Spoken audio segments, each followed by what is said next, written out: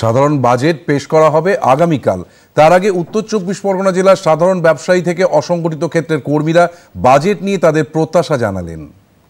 আমাদের জিনিসপত্রের সুতি বস্ত্র জিনিসের দামটা একটু কমে যায়, মানুষ কিনতে পারে। আমাদের গরিব মানুষ নিয়ে যে আমাদের ব্যবসা, এবার তাদের যদি দামটা কমে যায় মালের, তাহলে ওরাও কেনাকাটাটা ভালো হবে, তারাও কিনতে পারে।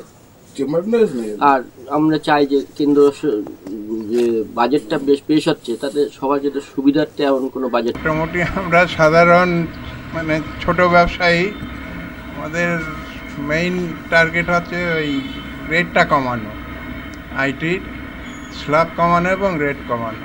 তো আমরা প্রত্যাশা রাখি যে এবারের বাজেটে যারা একদম নিম্নবর্তী মানুষ, যারা শ্রমজীবী মানুষ, বিভিন্ন জায়গার সেক্টরে যারা লেবারের কাজ করছে এবং বিভিন্ন সেক্টরে যারা একদম অসংগঠিত শ্রমিক রয়েছে, তাদের জন্য একটা স্পেশাল কোনো বাজেট আমরা আশা করছি। কারণ ব্যবসার অবস্থা ইতিমধ্যেই বাংলাদেশের সাথে সম্পর্ক খারাপ হওয়ার পরে বিশেষ করে আমাদের বনগাঁর ব্যবসার অবস্থা কিন্তু আগের মতো অবস্থায় নেই।